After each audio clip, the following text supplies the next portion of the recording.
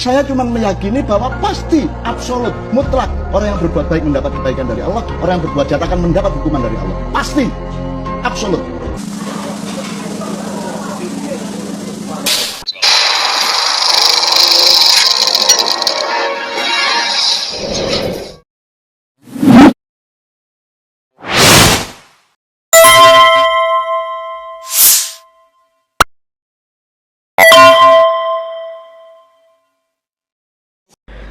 Assalamualaikum warahmatullahi wabarakatuh. Pemirsa, ini yakinnya Cak Nun, ya. Kalau orang baik itu akan mendapatkan balasan kebaikan dari Allah Subhanahu wa taala, dan orang yang jahat pasti mendapatkan hukuman dari Allah Subhanahu wa taala. Ya, kata-kata Cak Nun ini tampaknya terjadi sebelum Jokowi kena penyakit kurap kudis atau alergi kulit atau imun atau gagal ginjal dan lain sebagainya. Itu pernyataan kayaknya dibuat jauh sebelum itu.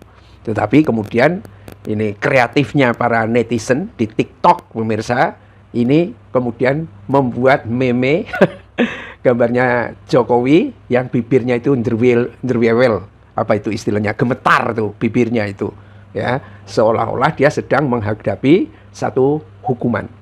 Sebetulnya apa yang dikatakan oleh Cak Nun sudah banyak sekali dikemukakan oleh ayat-ayat Al-Quran. Barang siapa berbuat kebaikan, ya, sebesar zarah pun, sekecil apapun, dia akan mendapatkan balasan kebaikannya itu. Dan barang siapa berbuat kejahatan, juga akan mendapatkan balasannya. Terlebih ketika orang-orang itu tidak pernah, ya, melakukan taubatan nasuha, bertobat untuk memperbaiki diri, nggak pernah itu, tetapi justru menutup menutup kebohongan dengan berbuat kebohongan terus menerus, sehingga seumur hidupnya itu berbohong terus sampai dalam kondisi, ya, sakaratul maut pun misalnya dia berbohong terus. Dan biasanya kalau sudah seperti itu, seperti juga digambarkan di dalam Al-Quran, ketika nyawa, roh sudah sampai ke kerongkongan, ya, dia pengen tobat, langsung ditampar sama malaikat. Ya, samalah ceritanya seperti Fir'aun, ya kan? Saat dia sudah tenggelam di Laut Merah, karena mukjizatnya Nabi Musa itu, ya, dia pengen tobat, tapi kemudian dihantam oleh gelombang, mulutnya disumbal oleh air, sehingga tidak jadi tobat. Ya, karena memang sebetulnya jiwa-jiwa yang terakhir itu merupakan akumulasi dari tindakan kejahatan, sehingga membentuk pribadi yang jahat. Dan biasanya pribadi yang jahat itu akan justru menghindar dari kebaikan.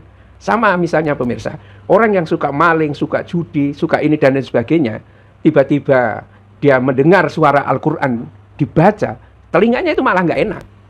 Adzan dan mendengar adzan, dia akan cenderung lari. Sama seperti setan kayak begitu, ya. Seperti itu. Nah, bagaimanakah proses balasan kejahatan itu dengan hukuman dari Allah? Yang pertama kali itu adalah yang kena itu jiwanya dahulu, sebelum ke fisiknya. Biasanya begitu, jiwanya dahulu. Itu mengapa pemirsa, banyak orang kaya, ya kan, jiwanya tidak tentram, dan bahkan mengakhiri hidup ketika dia masih kaya itu. Jadi, kenapa seperti itu? Karena jiwanya sebetulnya sakit. Nah, orang yang sakit jiwa, ini problemnya adalah dia tidak bisa merasakan rasanya sakit jiwa itu.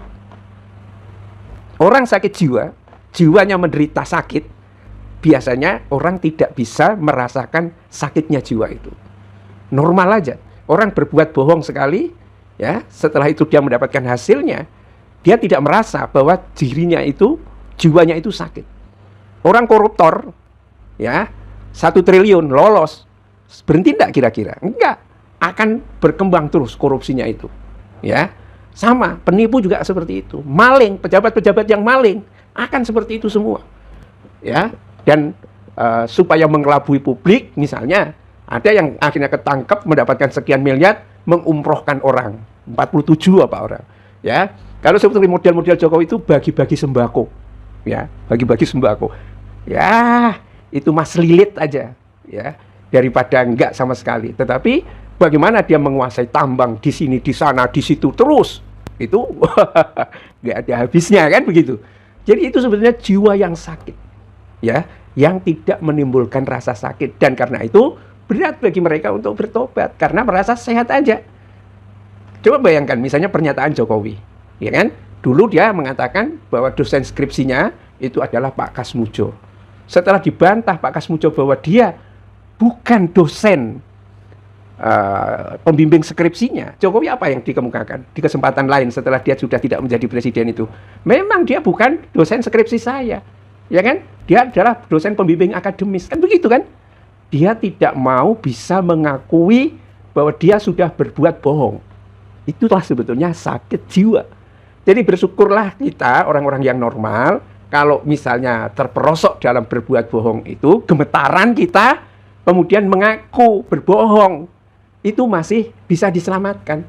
Tetapi kalau orang berbohong, itu kata A.A. Kim, ya, yang di videonya akhirnya viral di mana-mana, dia menutupi dengan kebohongan-kebohongan itu, pada akhirnya itu. Dan biasanya setelah itu terus hidup sampai sakaratul maut. Dan hidupnya, matinya orang menghadapi orang pembohong dan sebagainya yang menghadapi sakaratul maut itu luar biasa. Apalagi di kubur, siksa kubur, karena yang menemani itu adalah amalannya, ya. Mulailah manifest amalan-amalan itu, semua amalan perbuatan itu akan berubah menjadi siksa, dan karena itu penderitaan dalam kubur juga akan menjadi real, ya. Walaupun mungkin orang itu PKI tidak percaya kepada siksa kubur, ini bukan persoalan percaya tidak percaya, tetapi kalau seperti dikatakan Al-Quran, selesai sudah. Apa mau dikata mereka? Ya, aku nggak percaya kalau terjun ke api itu akan terbakar, ya kan? Persoalannya api membakar itu adalah persoalan non objektif. Nggak percaya itu urusan lain. Nah, kayak begitu pemirsa. Dan ternyata sekarang semakin kelihatan seperti ini. Karena itu termul-termul yang belum terlanjur, ya, mendewakan seperti itu dan bisa menyadari kesalahannya, sadar aja ente, ya, sebelum akhirnya kebawa sampai ke kubur dalam membela kepalsuan. Bila taufik wal hidayah. Assalamualaikum warahmatullahi wabarakatuh.